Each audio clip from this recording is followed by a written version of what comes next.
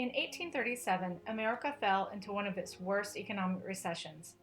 The effect on international trade left people anxious and desperate to increase business in China. Tiffany and Company opened in New York. Michigan was the 26th state admitted to the Union, and Charles Dickens wrote The Adventures of Oliver Twist. Martin Van Buren was inaugurated as the 8th President of the United States. That same year, Lucy Stone and John Robinson were engaged in Salem, Massachusetts. They wrote to each other while he was on a voyage to Canton, China. They represent America during this period of global expansion. She was the 22-year-old daughter of John Stone, a rum distiller and deacon of a Unitarian Universalist congregation called the First Church. Lucy was the great-niece of 3rd U.S. Secretary of State, Colonel Timothy Pickering. 41-year-old John Robinson was the son of a farmer, Aaron Robinson, and his wife, Sarah Poor Robinson. His grandfather, Major John Robinson, served Washington in the Revolutionary War as a captain at Valley Forge. After years at sea working with Boston-based firm Bryant & Sturgis, John retired to Salem and became treasurer of Newmarket Manufacturing Company. The couple resided in Salem at number 2 Chestnut Street. John sailed the ship Two Brothers as Captain Gilchrist Clerk in 1817, and later as supercargo to Batavia in 1823. Batavia was a Dutch colony, now modern-day Jakarta. He boarded the ship Monsoon in 1837 with a lock of Lucy's honey blonde hair.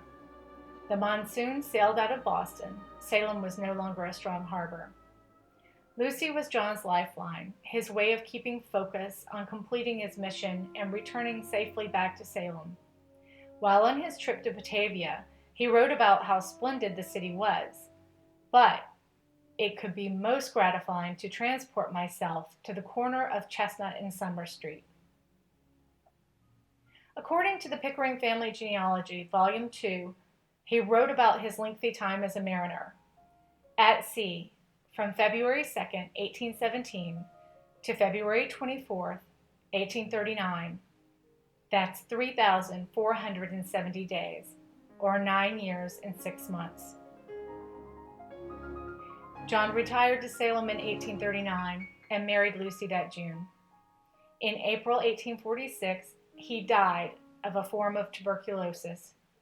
He was 49 years old with a baby on the way. Lucy was a fiery young woman, modern for her age, and proud to be engaged to a distinguished, self-made man like John Robinson. It was as if he extinguished her stress over family business, reputation, and Salem's social life. Her struggle was maneuvering through social events without an escort for 2 years. She enjoyed military parades, but rarely attended the Hamilton Hall dances afterward. The hall was across the street from Lucy's home and venue to many cotillions. Her letters reveal New England culture, while John described the world abroad. The house in the photograph is of number 2 and 4 Chestnut Street, which was built by Lucy's father and sold to her and her brothers in 1829. When she and John married, the house was sold to her husband. Lucy remained in the block of buildings until her death in 1893. Lucy and John were excited to plan a future together.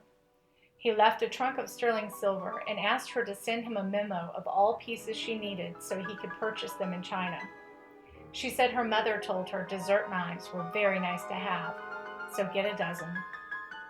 As for their china pattern, she left it up to John, simply saying she liked very dark blue.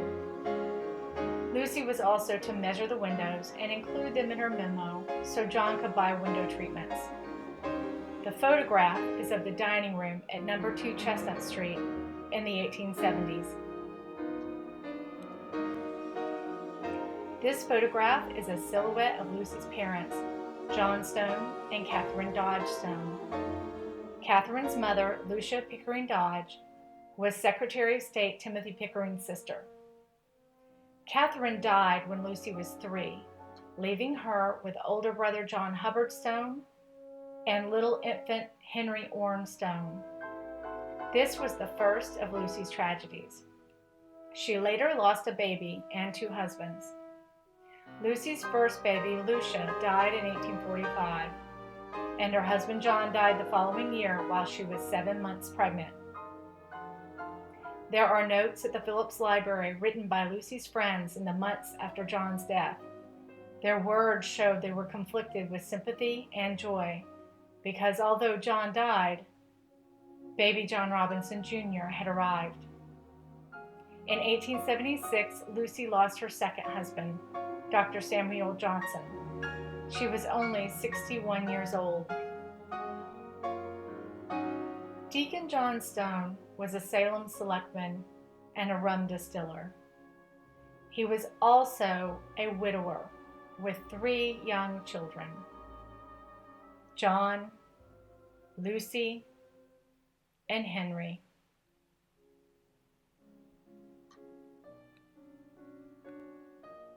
Mary Hodges was the right woman at the right time to mother the Stone family.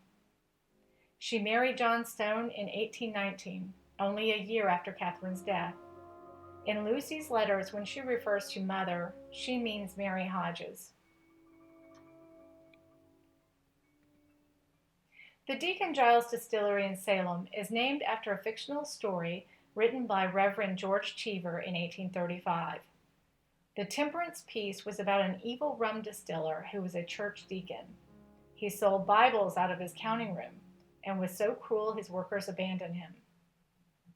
He unknowingly hired a crew of demons to distill the rum.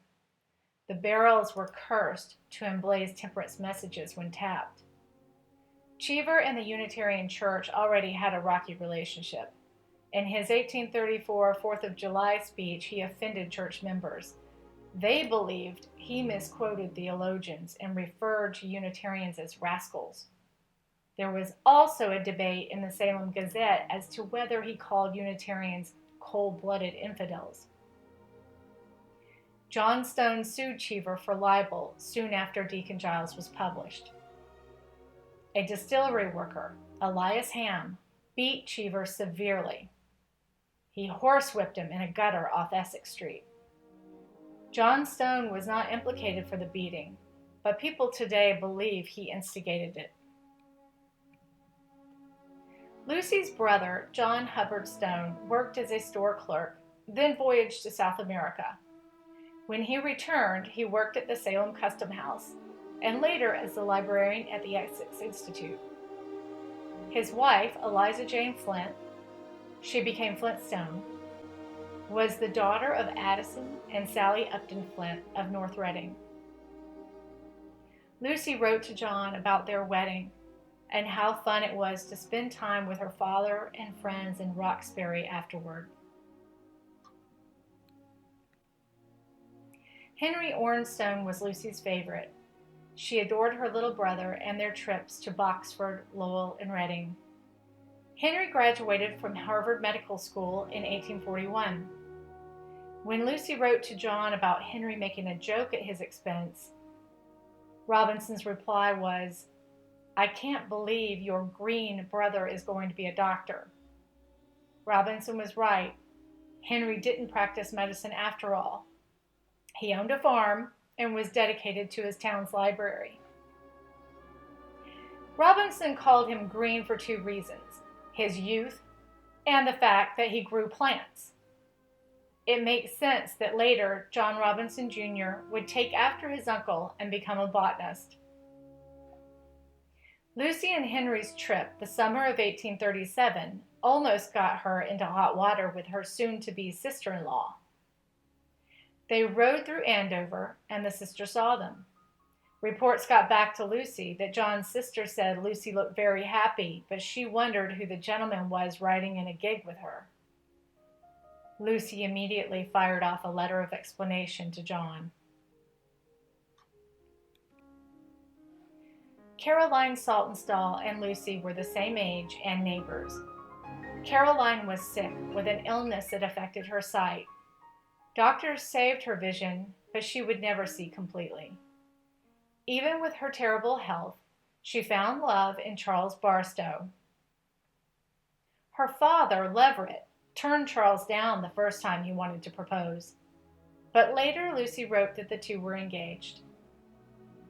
Unfortunately, Caroline died single at age 67 from paralysis. Her parents were Leverett and Elizabeth Saltonstall. He was Salem's mayor and served in the House of Representatives and was elected to Congress. He was the great-grandfather of Massachusetts Governor Leverett Saltonstall. They lived in number 41 Chestnut Street. Rebecca and Pickering Dodge had a daughter Lucy's age, Rebecca Ann. She was the girl engaged to 6 men, but that wasn't the biggest scandal. It was after she agreed to marry John Henry Silsby that rumors began. Lucy said the couple had only known each other for 2 weeks when they got engaged.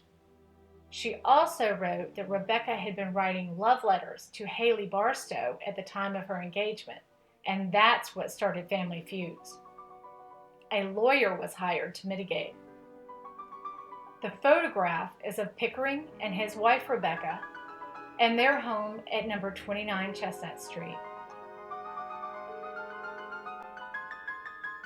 After years of watching friends suffer with measles and mumps and laying to rest a child and 2 husbands, Lucy remained with her son and his little girls on Chestnut Street. The photograph is of number 2 Chestnut Street on the 4th of July. Lucy's 1893 obituary in the Salem Gazette headlined, "Always kind to the poor." She was a first directress of the Salem Female Charitable Society when she died.